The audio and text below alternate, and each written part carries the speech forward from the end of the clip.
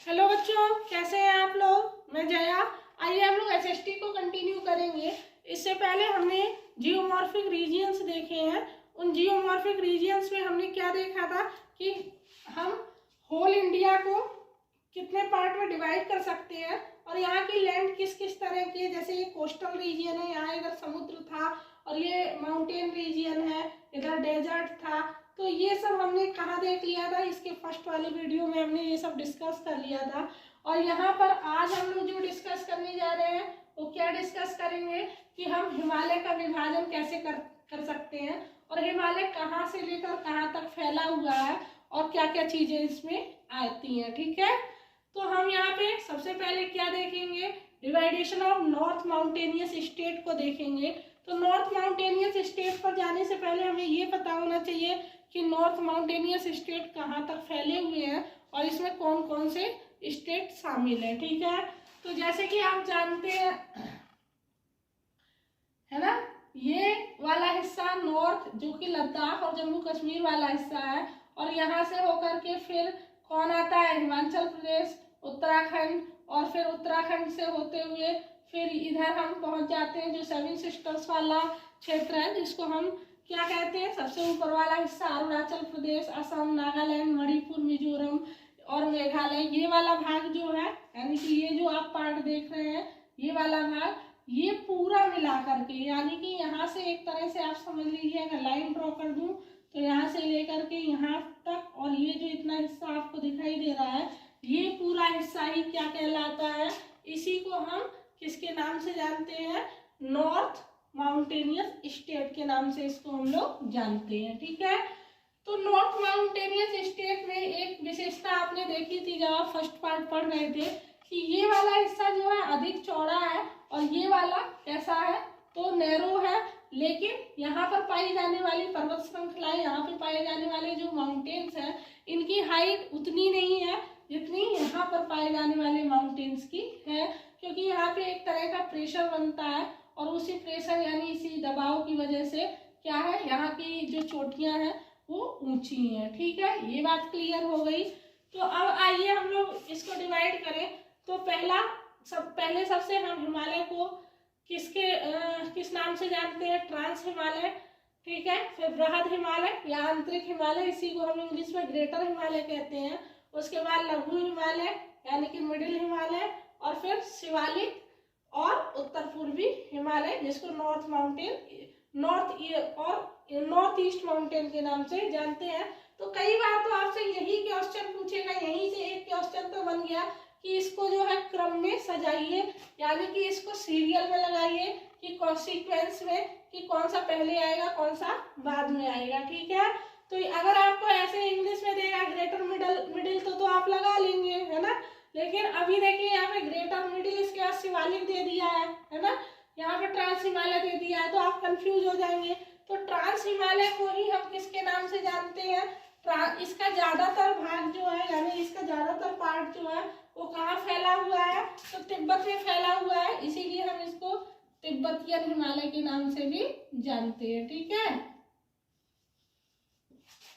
इसको हम लोग किसके नाम से जानते हैं, तिब्बतियन हिमालय।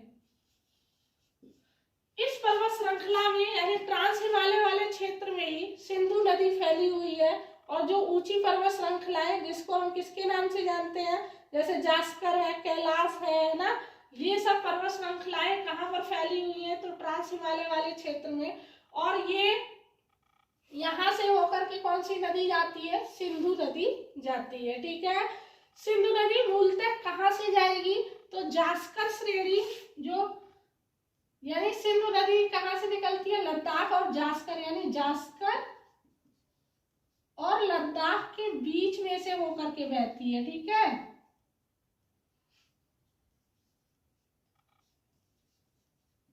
ठीक, जास्कर और लद्दाख के बीच में से होकर के कौन सी नदी जाती है, सिंधु नदी। कौन सी,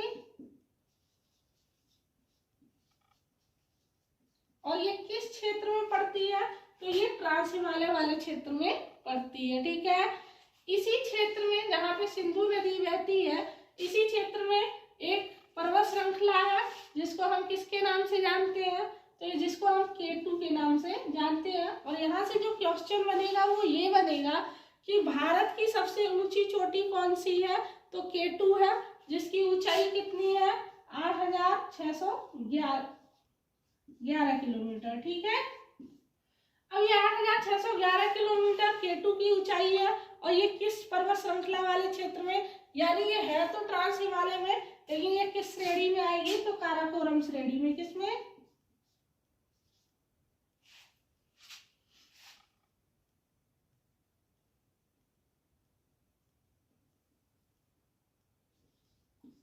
काराकोरम श्रेणी में। ठीक है,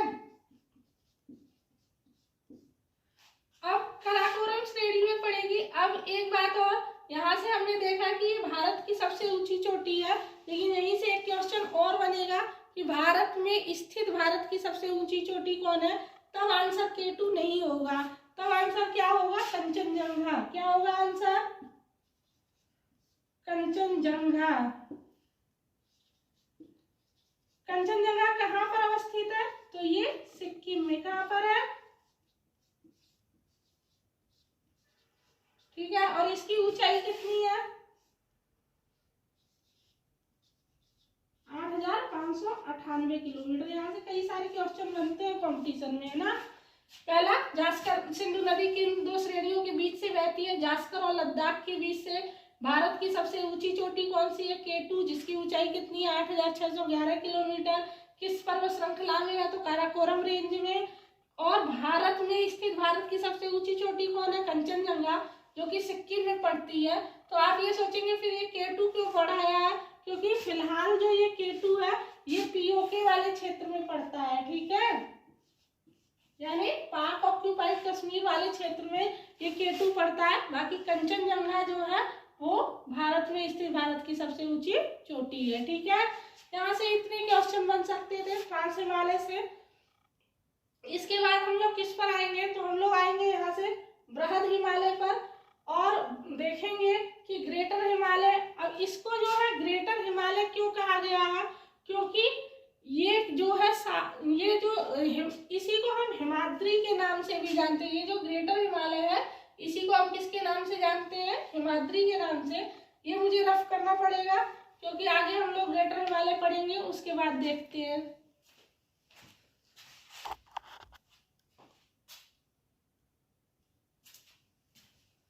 अब ग्रेटर हिमालय को ही हम किसके नाम से जानते हैं, तो ग्रेटर हिमालय को हम लोग हिमाद्री भी कहते हैं। क्या कहते हैं, हिमाद्री। इसलिए कहते हैं क्योंकि ये हिस्सा जो है ये हमेशा किससे ढका रहेगा, बर्फ से ढका रहेगा।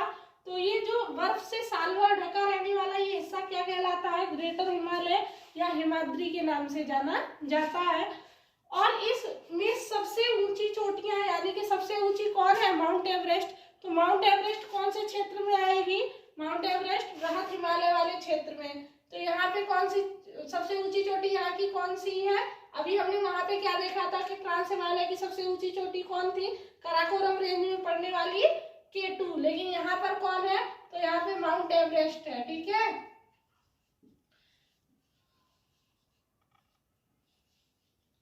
माउंट एवरेस्ट यहाँ की सबसे ऊंची चोटी होगी। और माउंट एवरेस्ट की हाइट कितनी है, तो 8,848 किलोमीटर। ठीक है, 8,848 किलोमीटर माउंट एवरेस्ट की। कुछ बुक्स में 850 भी दे रखा है।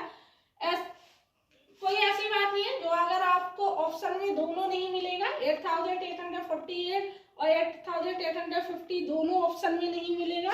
अगर मिलेगा ऑप्शन में तो आपको 50 पर टिक करना है। ठीक है, क्योंकि आप जान रहे हैं कि हिमालय का निर्माण अभी भी हो रहा है। आपने कई सारी मैगजीन्स में, बुक्स में देखा भी होगा कि अभी भी हिमालय का निर्माण हो रहा है। हिमालय कैसा है, न्यूली फोल्डेड माउंटेन है और अभी भी ये इसका जो है निर्माण हो रहा है, इसलिए इसकी हाइट में कुछ जो है इंक्रीमेंट हो रहा है, इसलिए कुछ बुक्स में मेंशन किया हुआ है। ठीक है, तो बृहद हिमालय की सबसे ऊंची चोटी कौन है, माउंट एवरेस्ट है। इसकी हाइट कितनी है, 8,848 किलोमीटर।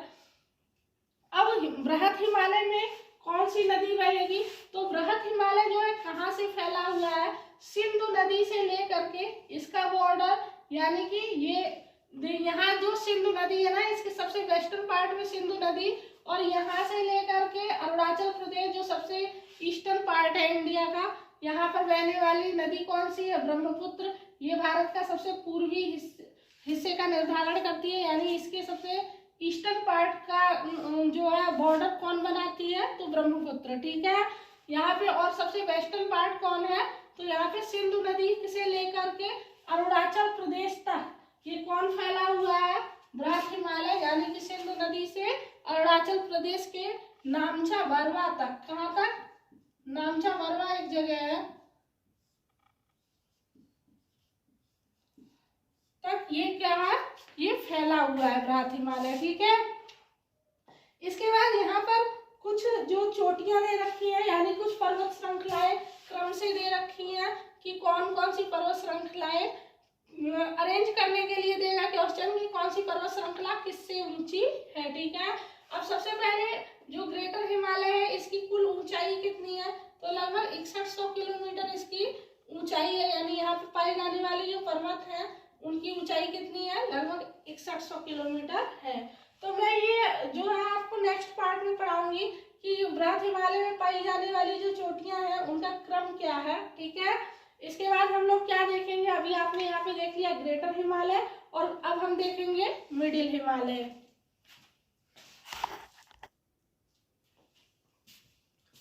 लघु हिमालय या मध्य हिमालय, जिसको हम लेजर हिमालय या मिडिल हिमालय के नाम से जानते हैं, तो ये इसकी कुल ऊंचाई कितनी है? उसकी कितनी थी?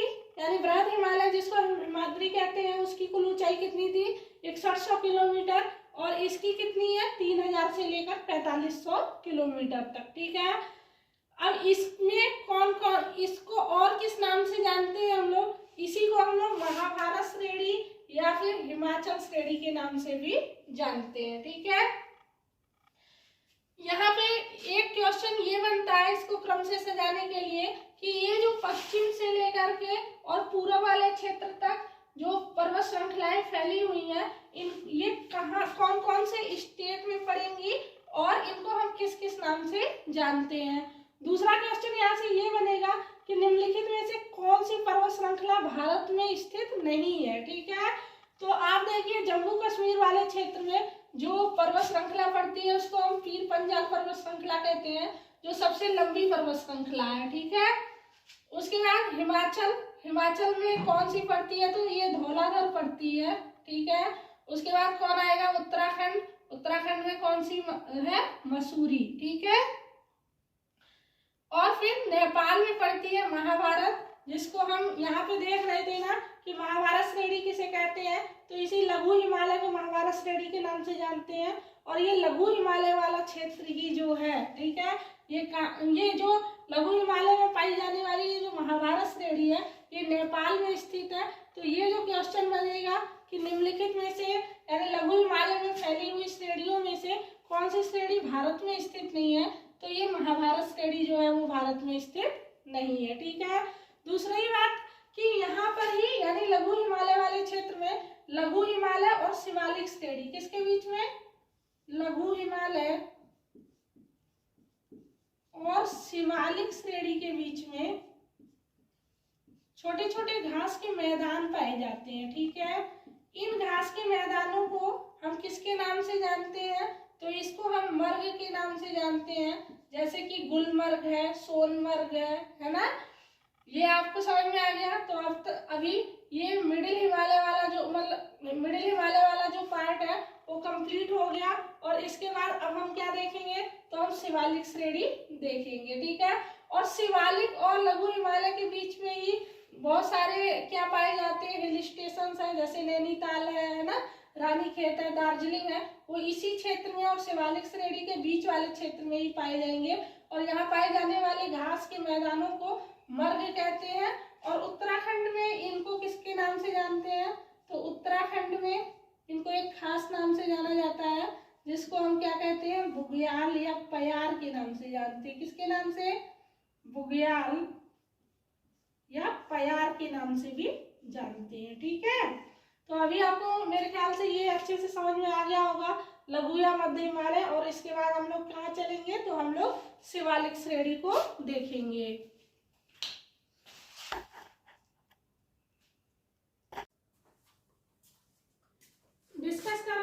शिवालिक रेंज को, तो शिवालिक रेंज की कुल हाइट कितनी है, तो इसकी टोटल हाइट 600 किलोमीटर से लेकर के, सॉरी किलोमीटर नहीं मीटर, 600 मीटर से कितनी, तो 1500 मीटर तक इसकी टोटल हाइट है। ठीक है, अब यहाँ पर ये कहाँ पड़ेगी, तो ये लघु हिमालय के साउथ वाले पार्ट में यानी नीचे वाले भाग में पड़ेगी।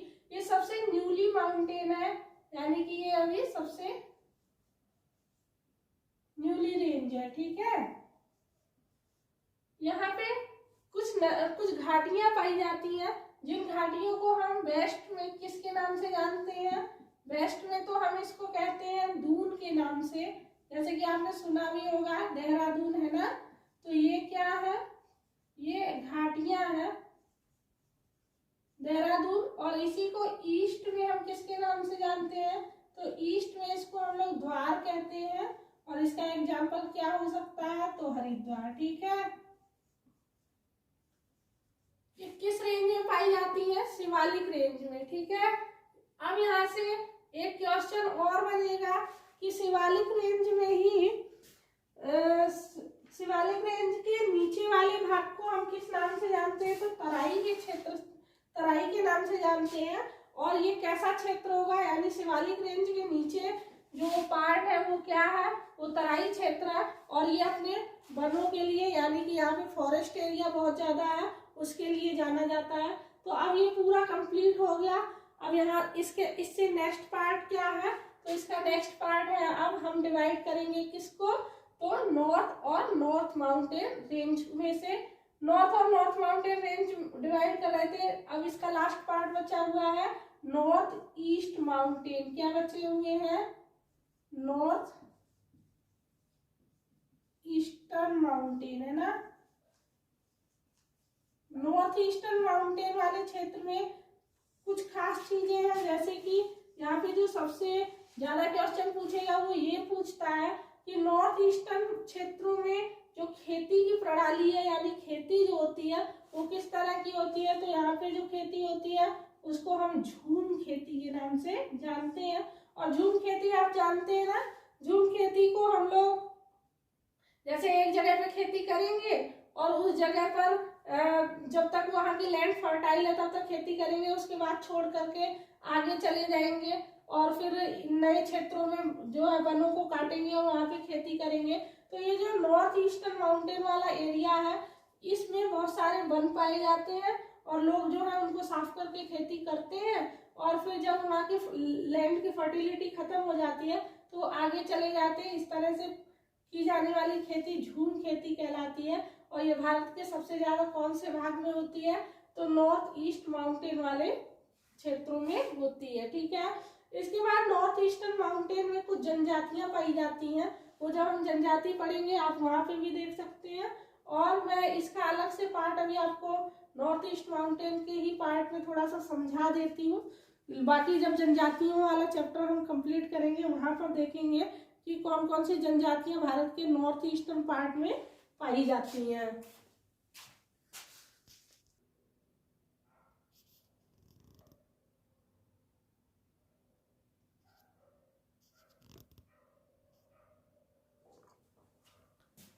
नॉर्थ ईस्ट माउंटेन में ये कुछ पहाड़ियां पाई जाती हैं जिनको हम डफला, मिरी, अबोर और मिसमी नाम की जो पहाड़ी है ये अरुणाचल प्रदेश में पाई जाती है। और बरेल पहाड़ी, क्योंकि यहाँ से क्वेश्चन बनेंगे ढेर सारे इन पहाड़ियों से और यहाँ पर पाई जाने वाले जनजातियों से भी क्वेश्चन बनेंगे, इसलिए आप पहले इसको एक बार देख लीजिए, उसके बाद मैं बताती हूँ कि यहाँ पे कौन कौन सी जनजातियां पाई जाएंगी। यहाँ से बहुत सारे क्वेश्चन बनेंगे, यानी कि ये एक तरह से आप समझ लीजिए कि क्वेश्चन बैंक का वर्क करेगा। तो आप देखो डफला, मिरी, अबोर और मिसमी पहाड़ी ये किस क्षेत्र में पाई जाएगी, तो ये अरुणाचल प्रदेश वाले क्षेत्र में पाई जाती है।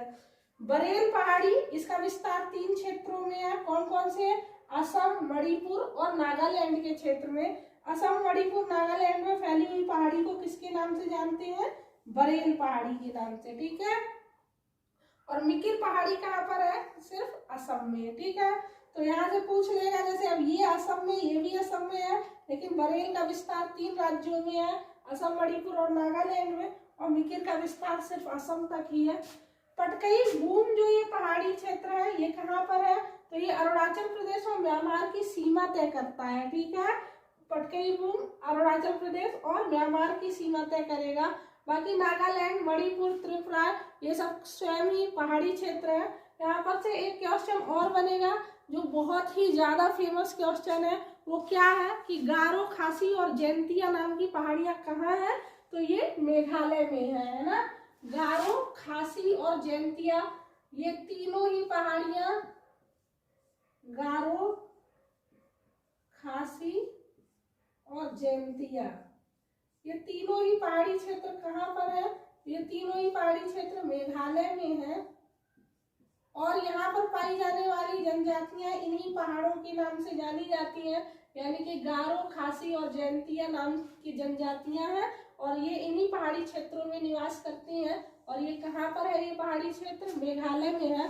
तो अभी तक हमने यहाँ पर जो है हिमालय का विभाजन देख लिया है, लेकिन इसके बाद हिमालय के विभाजन वाले पार्ट में जो एक भाग बचा रह गया है वो ये है कि हम हिमालय को नदी घाटियों के आधार पर भी विभाजित कर सकते हैं, यानी उसका डिवाइडेशन की कौन सी नदी कहाँ तक जाती है और उस क्षेत्र को किसके नाम से जानते हैं, इसको हम नेक्स्ट पार्ट में डिस्कस करेंगे क्योंकि वीडियो अभी बहुत लंबा हो जाएगा। तो हम लोग नेक्स्ट पार्ट में क्या पढ़ेंगे कि हिमालय को नदी घाटियों के आधार पर कैसे विभाजित किया जाता है। अगर आपको वीडियो अच्छा लगा हो तो प्लीज़ लाइक करें और हमारे चैनल को सब्सक्राइब करें। Thank you for watching.